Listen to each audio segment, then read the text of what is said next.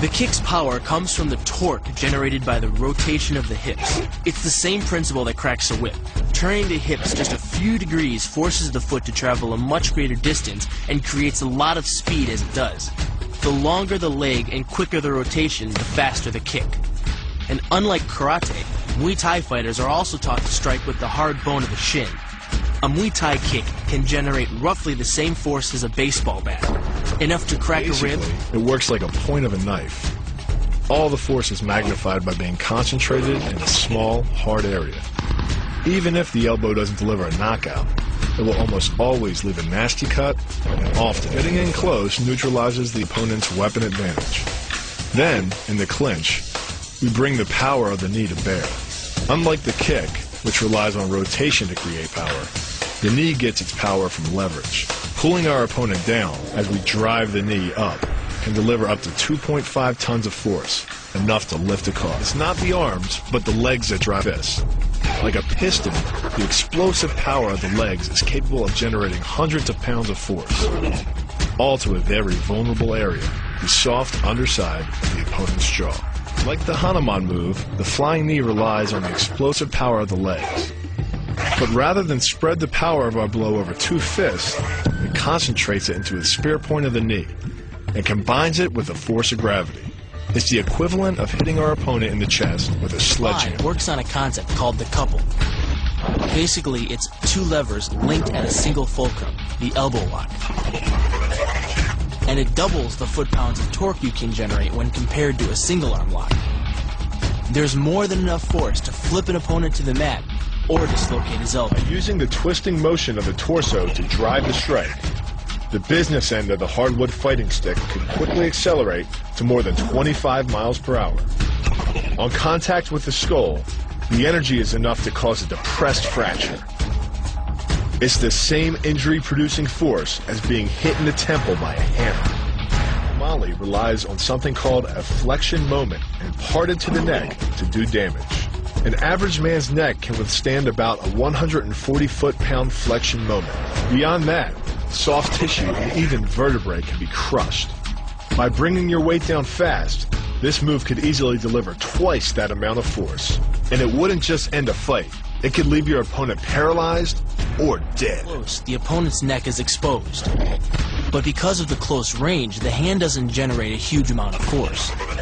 It's enough to stun, but probably not enough to cause severe injury. But replace the hand with a weapon, a stick or a knife, as you would in combat, and this could become a kill shot. The kick's power comes from the snap of the knee. The snap is created when the quadricep, the largest muscle in the body, contracts and pulls the tendon connecting to the foot over the knee. Using the knee as a pulley, the strength of the quad is enough to accelerate your foot to speeds close to 30 miles per hour. Because the area of impact is focused on a small part of the foot, it magnifies the force of the blow, making it capable of dropping 1,000 pounds of force on your head. It's like getting whacked in the head with a Louisville slugger. It works by taking the opponent's blow at an angle, which deflects the energy of the blow away from the vulnerable torso. The harder you block, the further his blow will be deflected, and the more open he'll be to a counter strike. Rotating your fist 180 degrees right before it strikes the intended target. The twisting snap of the arm maximizes the speed of the punch and magnifies the force of the blow by concentrating the impact on the first two knuckles of your hand.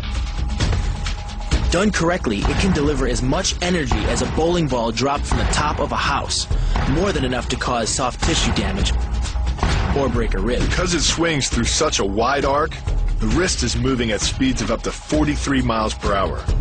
And since the radius doesn't deflect or compress nearly as much as a fist, it can deliver a staggering blow, like being hit with an axe handle. This roundhouse kick is designed for maximum impact.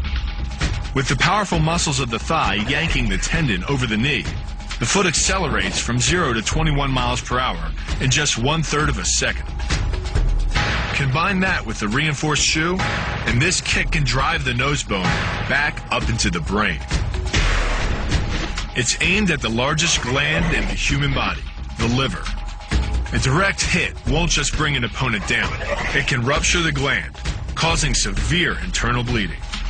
But the liver is well protected by the rib cage, so the kick must be accurate to within half an inch. In this move, the forward propulsion of the hips, combined with the piston motion of the lower leg, can send well over 700 pounds of force directly through the rigid bone of the heel.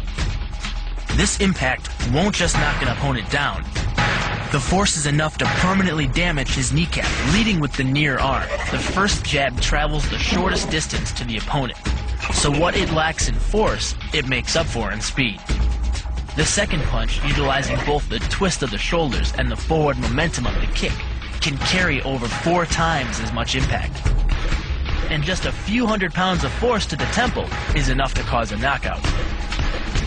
This move uses the same principle as a throw in judo, off-balancing your opponent and then using his momentum to send him down. But it's much more aggressive. The sweep here is actually a strike to one of the most sensitive areas of the body, the Achilles tendon.